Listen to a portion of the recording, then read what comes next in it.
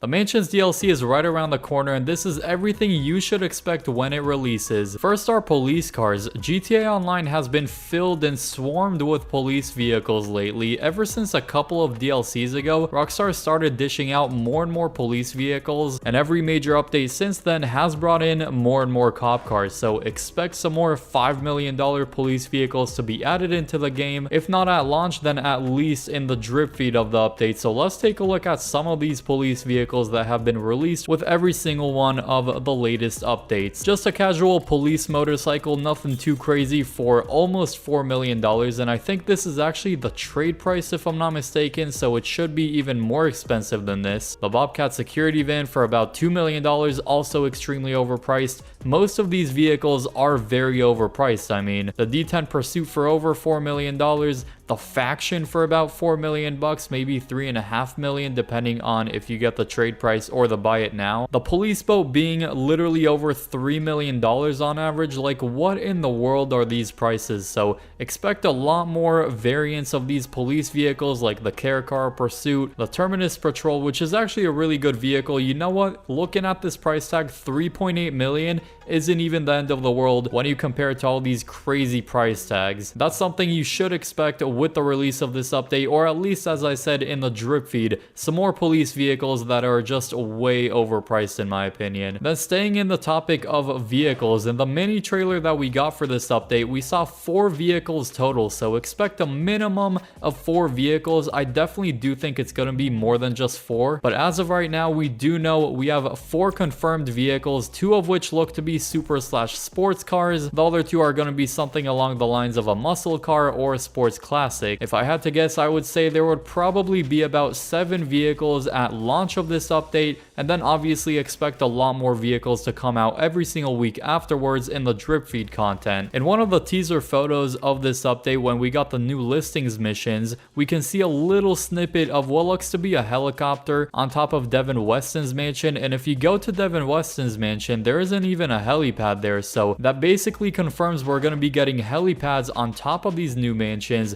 Devin Weston's mansion possibly being one of the new ones. I would say it's pretty freaking likely, and so the best example of how I think it's going to work is actually inside of the agency. We also have a very similar feature inside of the CEO office, but it's basically going to the front desk or the elevator and then having an option to exit via helicopter, exit via aircraft, whatever it might be. And the agency, you do get a free option with the Super Volato. Then it just gives you a few second cutscene and magically you are on top of the building with this luxury helicopter. So I think there's going to be a very similar, if not an identical feature with these new mansions. We're going to have a helipad on the top that we could just spawn any aircraft or any helicopter, I should say, and then fly to whichever location we want on the map. So that's going to be one pretty cool feature. And when it comes to the prices of these things, by completing the new listings missions, it automatically gives you a $2 million discount plus an extra $1 million in reward money. $3 million total, which is a ton for just 3 quick missions to do. Definitely hinting at these mansions being pretty freaking expensive, probably the most expensive things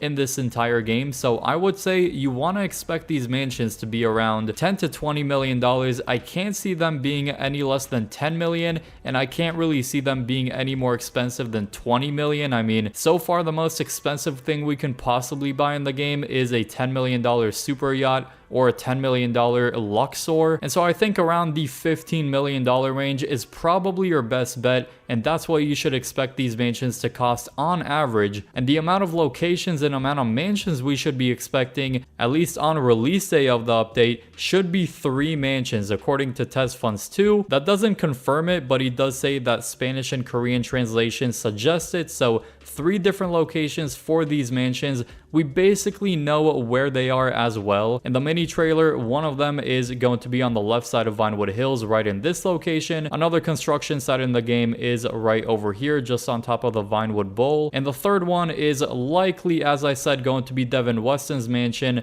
made purchasable all the way on the left side of the map, a bit far away from the city. I'm personally going to be buying the one on the right side just because it's likely to have a unique shape, unlike like the one on the left side of Vinewood Hills that basically has the same exact shaped mansion as Devin Weston's actual house. So expect 3 different mansions in these 3 locations, and hopefully we get some more in the drip feed, I hope, because 3 mansions really isn't that much. And I was really expecting something like 6 or 7 mansions in this update, no pun intended by the way. But let's look at the closest thing we have to these mansions, which are going to be the stilt houses that are way cheaper. It's crazy that they're usually about $800,000 for pretty nice houses, but these are going to be probably 10 or maybe even 20 times the price of these stilt apartments or stilt houses. Another thing you should expect with this update is absolute mayhem at every single one of these mansions. I mean, it is going to be a huge